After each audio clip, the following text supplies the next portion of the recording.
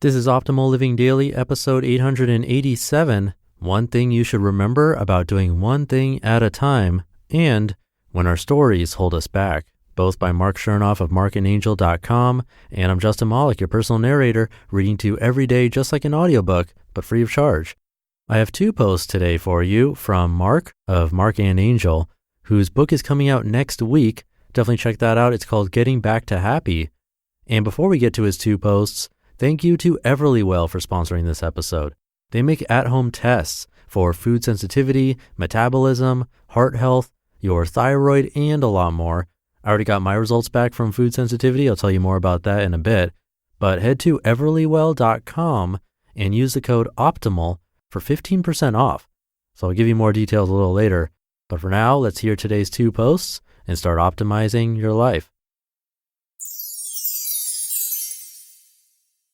One Thing You Should Remember About Doing One Thing at a Time by Marc Chernoff of markandangel.com.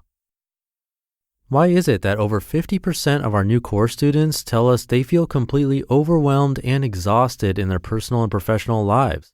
The answer may surprise you. It's not the number of minutes they spend awake and working hard each day that's the issue. It's that they often spend 99% of those minutes juggling too many things at once. Be honest. Do you check social media apps on your phone when you're sitting in meetings or when you're spending time with family and friends? Do you eat lunch at your desk or while you're on the run? Is the TV often on in your home even when you're busy doing other things? Do you send the occasional text message while driving? The biggest cost of doing multiple things at once like this, assuming you don't crash from the texting and driving, is a gradual, long-term decline in your productivity and happiness. When you get in the habit of persistently dividing your attention, you're partially engaged in every activity, but rarely focused on any one. And this dizzying lack of focus eventually trips you up and brings you down to your knees. I learned this from firsthand experience. I used to be overwhelmed and burnt out almost every day. I felt like I was spinning in sixth gear 24/7, and yet I was making zero progress in my life. I was actually moving backwards. Things changed for me after I started blogging back in 2006, when I progressively noticed that I could get 2 times to 3 times more quality writing done when I focused without interruption for a set period of time and before taking a real break away from my laptop. I've since applied this strategy to every relevant area of my life, and I challenge you to do the same. Focus, focus, focus on one thing at a time, then give yourself a short break and repeat. Doing so will change your life. No, seriously, it will. Remember this. If you hold a magnifying glass over a small pile of dry leaves as the sun shines bright on the hottest afternoon of the whole year, nothing will happen, so long as you keep moving the magnifying glass quickly from one leaf to the next. But as soon as you hold the magnifying glass still and focus the sun's rays on one single leaf, the whole pile of leaves will ignite into flames. That's the power of focusing on one thing at a time. Your opportunity right now is to realize that you are the magnifying glass in your own life, and that you can intentionally focus the energy you get from the world on one single leaf at a time. When you do so, you will ignite incredible flames that move your projects, your dreams, your relationships, and even the world around you forward. Angel and I discuss this in more detail in the Goals and Success chapter of 1,000 Little Things Happy, Successful People Do Differently. I have another post from him, but first, I got the results back from an in-home blood test I did. Going to the doctor and finding time to get important lab testing done is difficult, plus expensive, but you can complete testing in-home now thanks to EverlyWell. EverlyWell is an at-home health testing company that lets you take tests like food sensitivity, metabolism, thyroid, inflammation, vitamin D, and a lot more privately through certified labs. They'll ship it right to you, you take it at your convenience, then ship it back in their provided postage-paid envelope, and you'll get your results within just 5 days. No more waiting rooms. I got the food sensitivity test, and they got me my results back fast. And it was really interesting because of the top 5 foods that could be an issue for me. One I've never had, that was swordfish, who knew?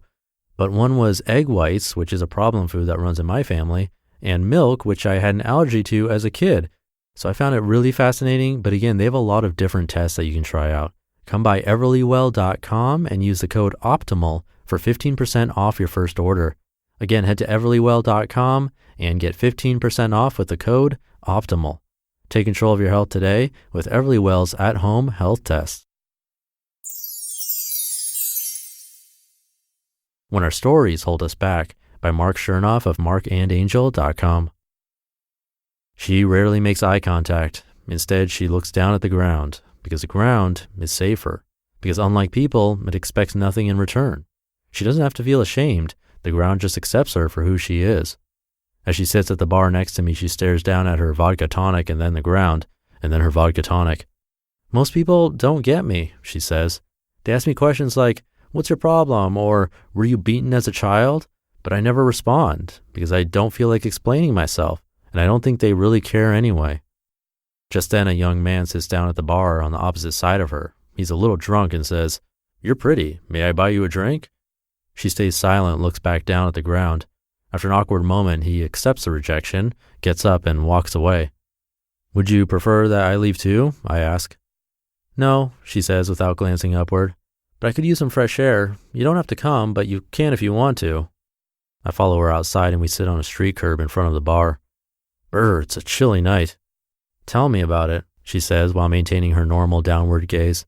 The warm vapor from her breath cuts through the cold air and bounces off of the ground in front of her. "So why are you out here with me? I mean, wouldn't you rather be inside in the warmth, talking to normal people about normal things?" "I'm out here because I want to be, because I'm not normal. And look, I can see my breath, and we're in San Diego. That's not normal either. Oh, and you're wearing old Airwalk shoes, and so am I, which may have been normal in 1994, but not anymore." She glances up at me and smirks, this time exhaling her breath upward into the moonlight. "I see a ring. You're married, right?" "Yeah," I reply. "Well, you're off the market and safe, I guess, so can I tell you a story?" I nod my head.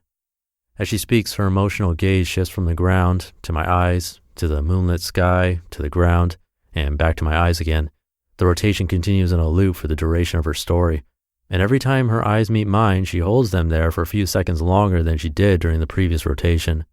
I don't interject once. I listen to every word, and I assimilate the raw emotion present in the tone of her voice and in the depth of her eyes. When she finishes, she says, "Well, now you know my story. You think I'm a freak, don't you?" "Place your hand on your chest," I tell her. She does. "Do you feel something?" I ask. "Yeah, I feel my heartbeat." "Now place both of your hands on your face and move them around slowly." She does. "What do you feel now?" I ask. "Well, I feel my eyes, my nose, my mouth. I feel my face."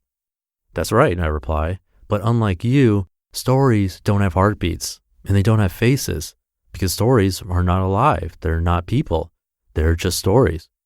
She stares into my eyes for a prolonged moment, smiles and says, "Just stories we live through." Yeah, and stories we learn from.